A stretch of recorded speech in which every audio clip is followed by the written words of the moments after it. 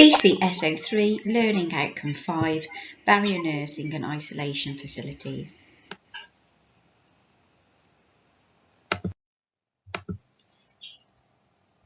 Aims and objectives. Learning Outcome 5. It is important that you understand hygiene, biosecurity procedures and infection controls when working with animals, and this will include quarantine and isolation. 5A asks you to research and explain related terms, and there is a task associated to this for you to complete. 5B, define barrier nursing and its relevance to the veterinary care assistant role. And 5C, outline requirements of isolation facilities within the confines of veterinary practice.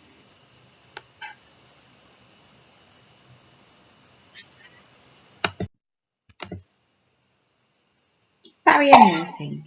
Barrier nursing is part of nursing a patient that is being isolated. What it enables the veterinary team to do is to create a barrier, and that is a barrier to potential spreading of the disease and infection between ourselves and the animal, especially in relation to zoonotic forms, i.e. forms of diseases that are harmful to ourselves, and also in relation to infections or diseases that are contagious, which we're not wanting to spread between our patients. To assist us with this, in relation to barrier nursing, we house such animals in our practice's isolation facility, and this sort of facility can vary from practice to practice, but the idea being that if we are suspecting or have a known infectious, contagious or zoonotic case, that they are housed away from other animals in our veterinary practice to protect not only them but also the other animals in our care. We also utilise personal protective equipment to assist us, and that forms an actual physical barrier. Hygiene is of utmost importance as well.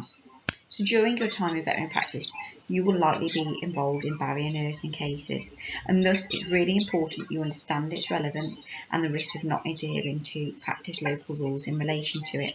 And you should, as per all other aspects of your qualification, follow instructions from the qualified staff members.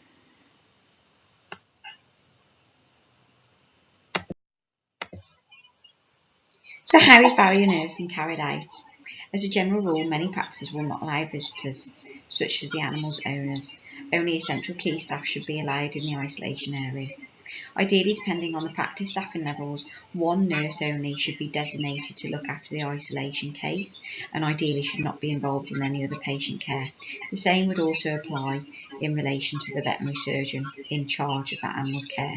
However, this isn't always possible due to practice staffing levels, cases of illness or holiday, etc. So it may be that if that can't be the case, that whoever is on hospital rounds would care for healthy animals first and foremost, and then move on to that isolated case afterwards. However, this is not ideal. If we're thinking of best practice, it would be one designated nurse.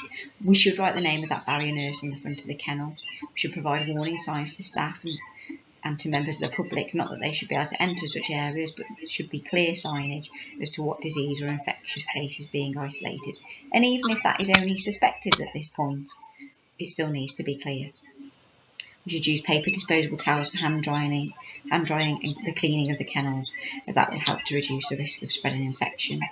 Colour-coded equipment and materials to enable them to be identified as for isolation use only. Separate waste bin for such cases as well. We should also have a specific colour of vet bed if we were going to use bedding in such areas, or ideally disposable beddings for those patients only. Or, in some practices, we would use donated bedding that then we can dispose of after caring for such a case. We should consider using disposable bowls and trays for highly infectious patients, so they can be discarded once used. We should ensure there is a supply of disposable personal protective equipment, such as gloves, aprons, masks and overshoes, and that they are readily available in that vicinity. We should make sure that the isolation ward itself is what we would term self-contained, so all equipment and materials that we would need to use in that ward is housed within there. So we wouldn't have excessive levels of stock and materials, but we would have the amount that we would need to care for that case. That should be prepared on being made aware of such a case is going to be hospitalised in that ward, so that then we're not going between different wards or different areas of the practice getting items, which again could further cause us to prevent spread of infection. and we should autoclave or dispose of all reusable equipment before using on another patient.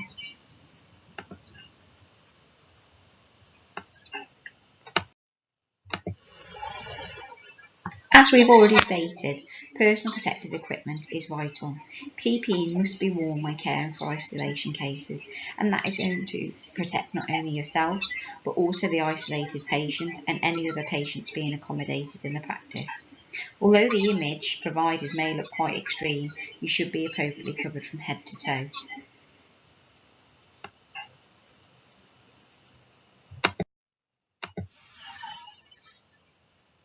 Isolation facilities. Many practices have their own isolation facilities, and facilities will differ from practice to practice depending on the age, nature and location of the practice. The key feature of any isolation facility is that its purpose is to isolate contagious and potentially zoonotic patients.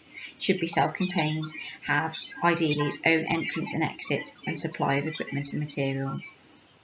What I would like you to do is, using your textbooks, research and then design your own isolation facility. Consider an ideal world where you are designing your own practice layout and detail what equipment and materials would be available and key features the facility will have. What I would then like for you to do is upload that onto one file for your veterinary educationalist to mark.